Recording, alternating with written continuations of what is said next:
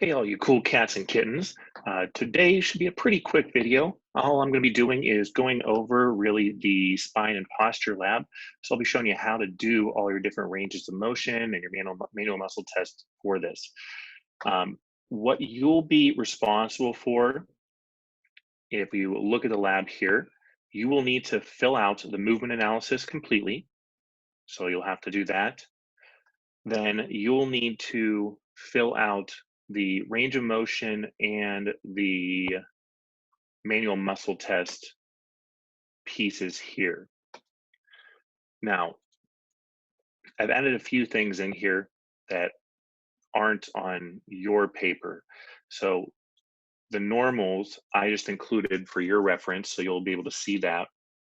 But for the ranges of motion, you'll only need to do these first four cervical ones.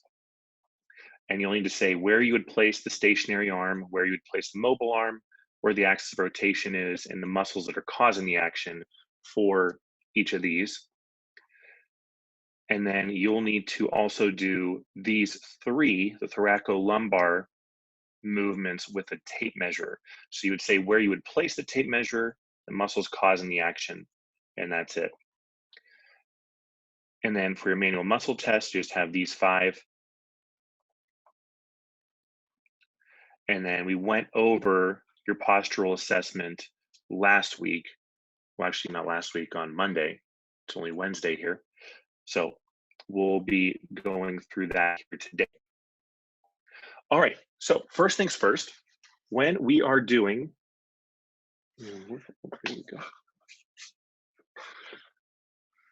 when we're doing these, and I'll try to move this over so you can see more of me.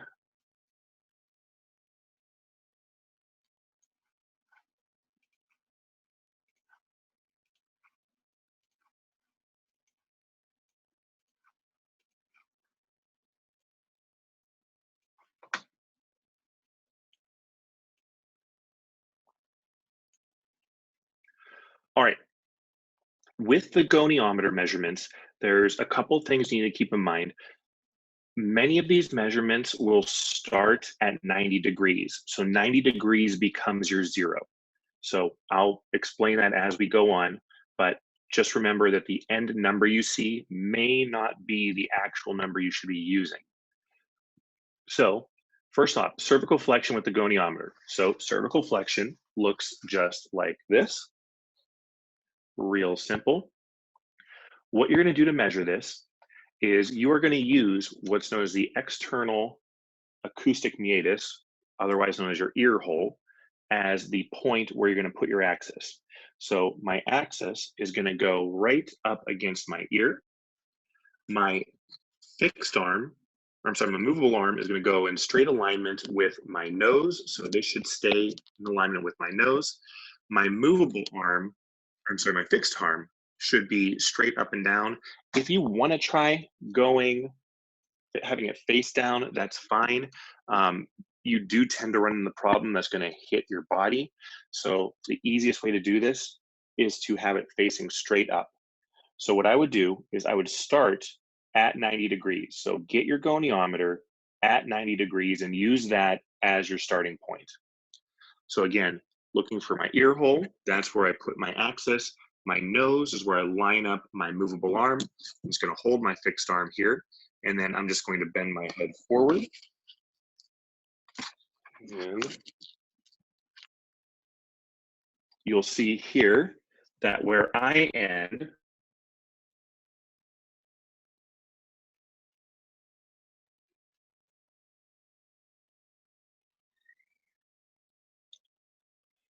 is round about 35 degrees.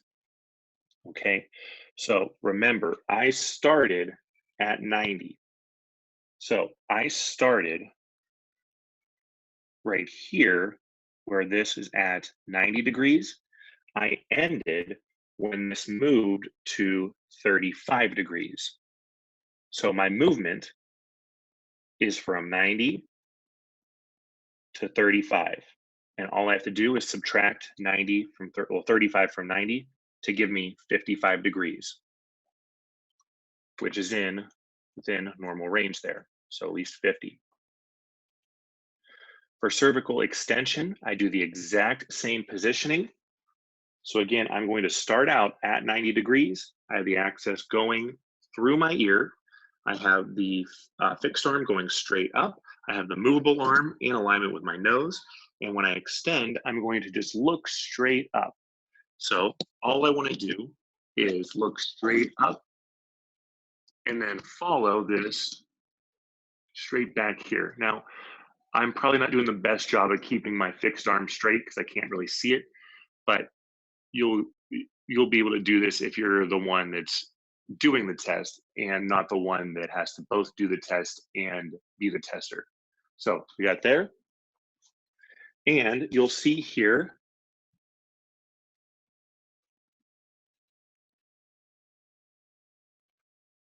that I am at right about 60 degrees there, maybe 61.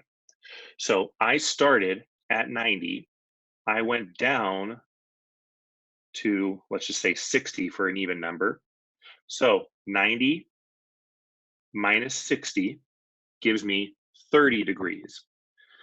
Now, granted, maybe I was a little bit off, but not 30 degrees off. So I'm definitely not within normal range there. So normal range is 60 degrees there. I should have a lot more extension with my neck. And if you look at my posture, you'll see why. So you can clearly see my neck protrudes forward. So with that not sitting back where it should, that's going to take away from my range of motion that I would have available to it. If I was able to go back and then go, now that would give me a closer-ish to that. The cervical side bend with the goniometer. So cervical side bending means that I am touching my ear to my shoulder. And you can go right and you can go left. When you measure side bending, you're going to measure it straight up and down. So you start your goniometer at 0. You want to have the axis going on C7.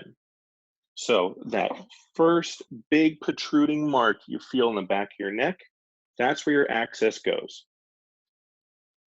And then you want your fixed arm straight down your spine. You want your movable arm going straight up your neck. Now, again, bear with me here if I'm not perfectly in alignment, but I would start kind of like this, and I'm going to bend my head to the side, and you just have that movable arm follow the middle of your head. And for me there, if you can see that, I come into focus a little better. I got roughly 20 degrees, probably about 18 degrees. Normal's 45. So again, I'm probably off on that because I have to do both that, but still, just by eyeballing it, I'm pretty stiff with my neck, which understandably so. You would measure both sides to take a reading on both sides. 45 degrees is the normal there. And then cervical side rotation. So side rotation means now I'm looking over my shoulder, okay? Side rotation, side bending. Cervical flexion, cervical extension. For rotation, now what I do is, again, I go to my 90-degree mark, and instead of lining it up on the side or the back, I'm going to line this up on top of my head. Okay, so this is going to go straight on top of my head. The axis you want straight in the middle of your head. You want to have your fixed arm going towards your ear, your movable arm going straight in front. Okay, so almost like wearing a nice little hat. And again, this is going to be hard for me to kind of eyeball.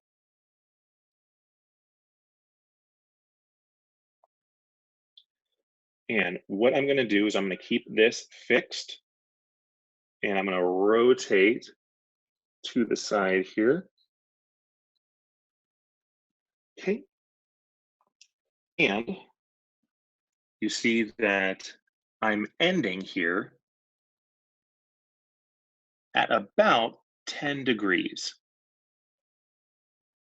So I started at 90, I ended at 10.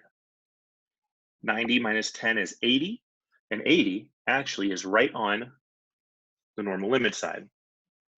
So there are your cervical measurements with the goniometer. I'm going to come back to the tape measure for that here. Actually, let's get to that right now, so we're not going to do goniometer measurements for anything else. Okay, when I use the tape measure, now I'm measuring distance. This is a lot easier typically to do than with the goniometer, because you just have to measure a start and end point with the tape measure. Kind of hard to go to miss that one here. Okay, cervical flexion. When I do cervical flexion, I am trying to measure the distance from my chin to my sternal notch. So that is, if you feel down your neck, where you feel a bone in the middle bottom here, you'll feel that little crevice. That is where your sternum starts. So that's where your clavicles come and attach to the sternum, creating your sternoclavicular joint. That is one of your landmarks. And I'll actually mark my body for you.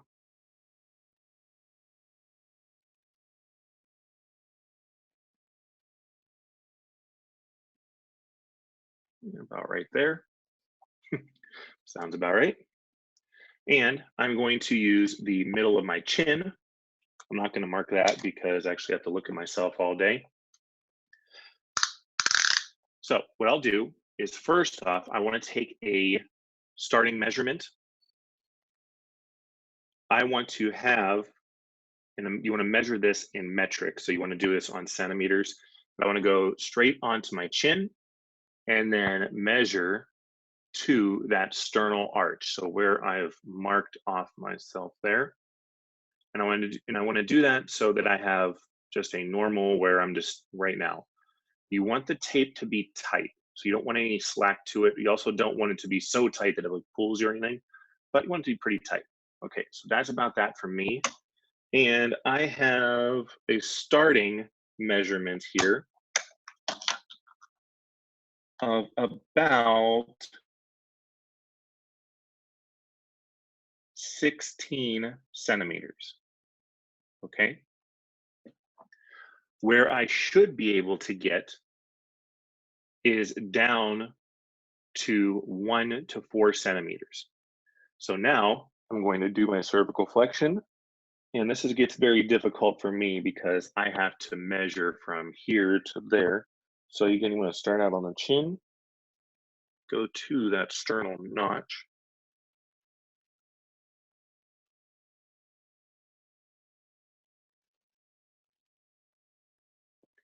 And for myself there, I ended up at about 4.5 centimeters.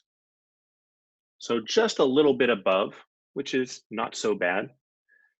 So what you could say here is that the normal range of motion, that's a 1 to 4 centimeter away. So just the distance from your chin to your sternal notch, that's just the distance that would give you your normal. My actual range of motion then though, so how much I actually moved, is going to be that 16 minus 4.5, or 12.5 centimeters. So if I had total movement, that's 12.5 centimeters is what I moved.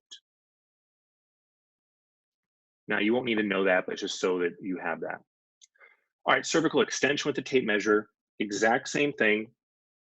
So I started out here and here.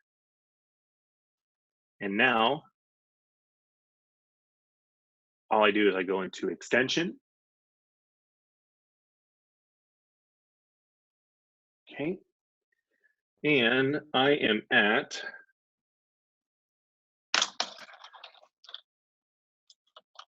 right about 24.5, 25 centimeters. Normal there, 18 to 22. So I'm within normal range. If you took my actual movement, that's going to be, let's say, 25 minus 16, which would be 9 centimeters, would be my total movement. Cervical side bending with the tape measure. Now at this one, what I'll do is I go from my acromion process. So it's right, if you feel straight on your shoulder, where you feel a hump, that is where your acromion process is. So that nice little hump that's right there. So not the head of the humerus, which is down here, but this nice hump right there, kind of right where your, almost where your inseam is for a sleeve. That's where your acromion is. Go one spot there, and then I'm measuring to the bottom of my earlobe. So I go from earlobe, and again, this will be kind of difficult for me, but going earlobe to acromion, right there. And I'm starting out at about 27 centimeters. What I would then need to do is try to touch my ear to my shoulder, and I'd measure this again. So you measure it from the acromion to the earlobe. And I know my measurement's going to be off because I'm not really there with it. But I actually got right here about 13 centimeters. So right on the edge of normal, so pretty decent. And then cervical side rotation. Now I'm going from the acromion to my chin. So I'm going to start here and go to the acromion.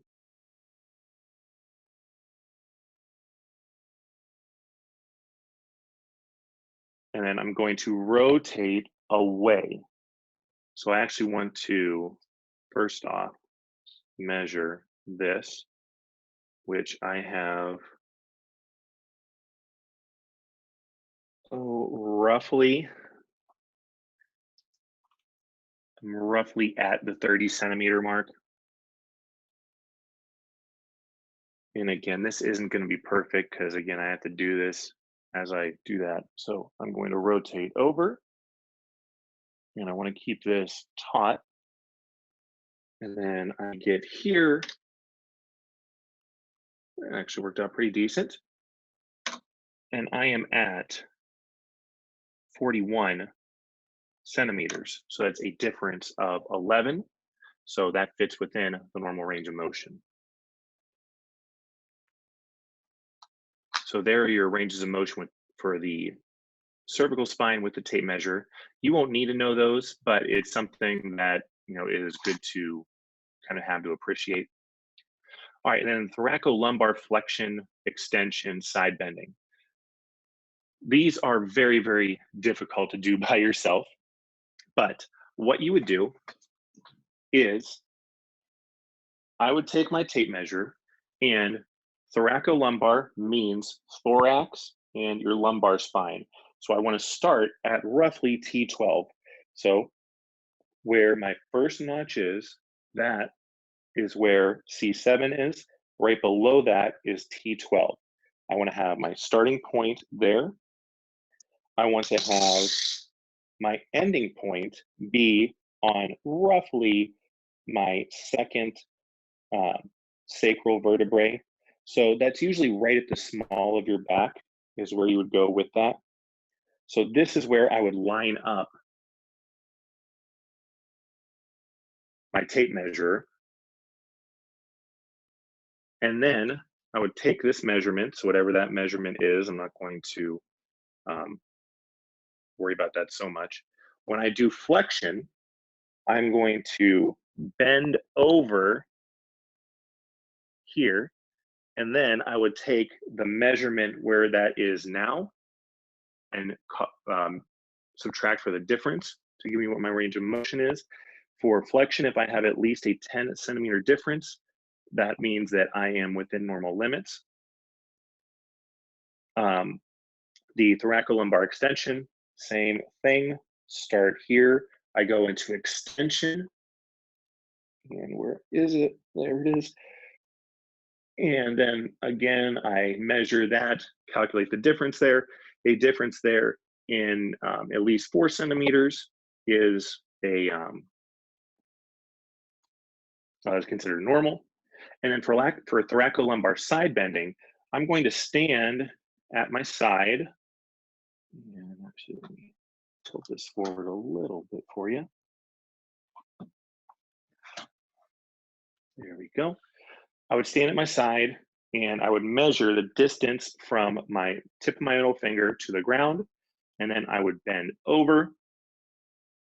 And I want to be able to get at least 21 centimeters of movement for that. And that's what would give me my thoracolumbar side bending.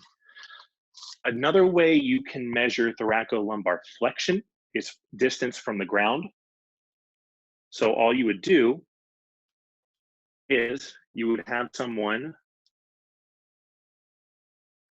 bend over to touch their toes, and then I would measure from the tip of their middle finger to the ground to give me what my measurement would be. And for that, you should be under 2.5 centimeters, so actually 2.2 centimeters, I believe. So that's how you do your range of motion measurements there. Now, getting into the manual muscle tests.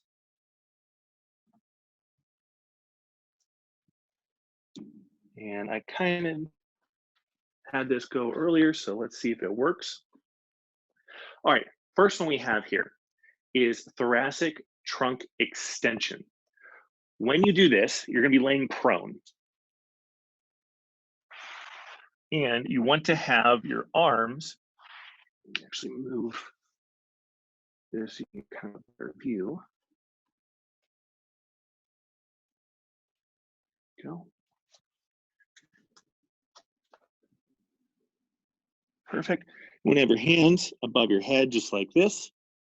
And what you're going to do for the thoracic is you're going to try to just bend at the thoracic spine. So you're trying to just move up from roughly right in here. You want your low back to stay neutral. So this is your movement.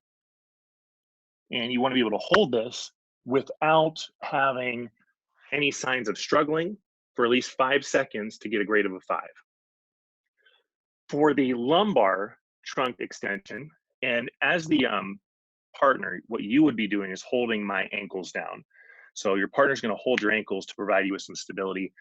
That also makes it a lot more difficult to do if you don't have someone holding your ankles down. So for the lumbar one, exact same thing. I'm going to have my hands over here. I want somebody holding my ankles, and now I'm going to bend up at my low back. So I actually can't even do this without having someone hold me down because my feet want to then pop up. But you would hold up, so you're bending at the low back, and again, you want to hold this for 5 seconds. If you can hold it for 5 seconds without straining, that's a grade of 5. All right, quadratus lumborum. With this one, you would do it laying down supine. So imagine I'm laying all the way down. And quadratus lumborum primarily does hip hiking. So you would hike that hip up just like that. And then all your partner is going to do is take your leg, so the partner standing in front of you, and they are going to take your ankle. I'm just going to hold my calf because that's all the farther I can really reach. But you would want to be holding right around the ankle, and you are going to pull downward. So hip hikes up. Notice that there is a difference in my feet. You can see my left foot, out in front of my right foot.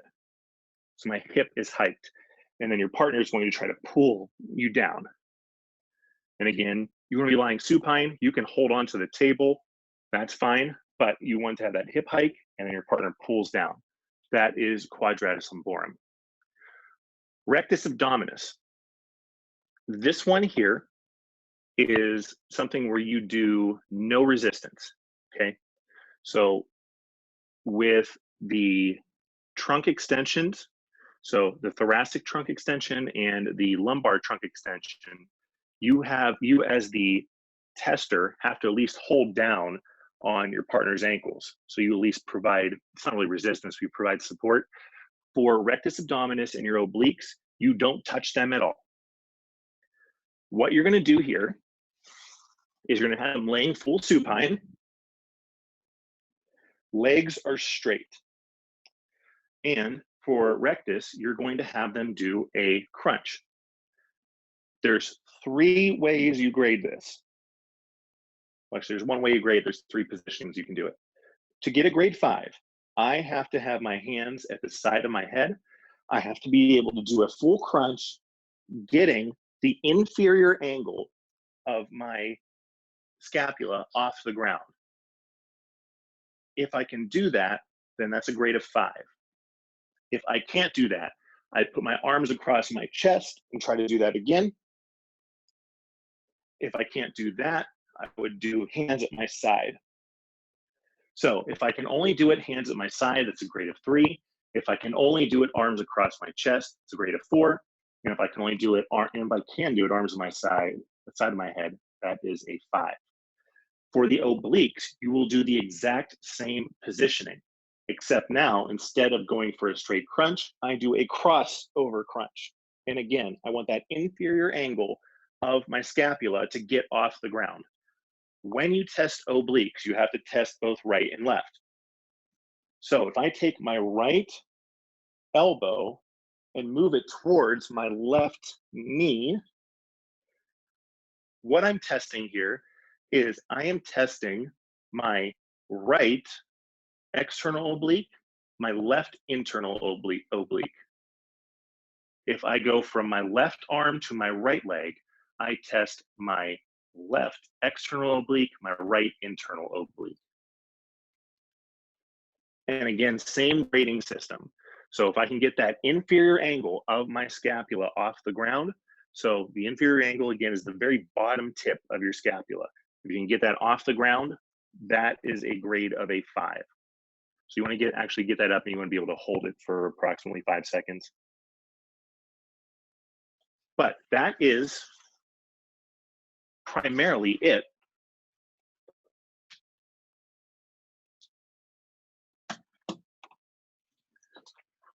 So there is your rundown of the spine assessments.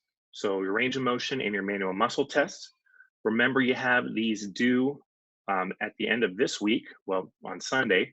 So for you, what you're going to be doing for the manual muscle test is you're going to tell me the muscle that does the movement for the trunk extension, lumbar extension. And then for these 3, you're going to tell me the action of each: origin, insertion, where you have the partner positioned, and where you are as the examiner. Same thing with these 2, partner position and examiner resistance.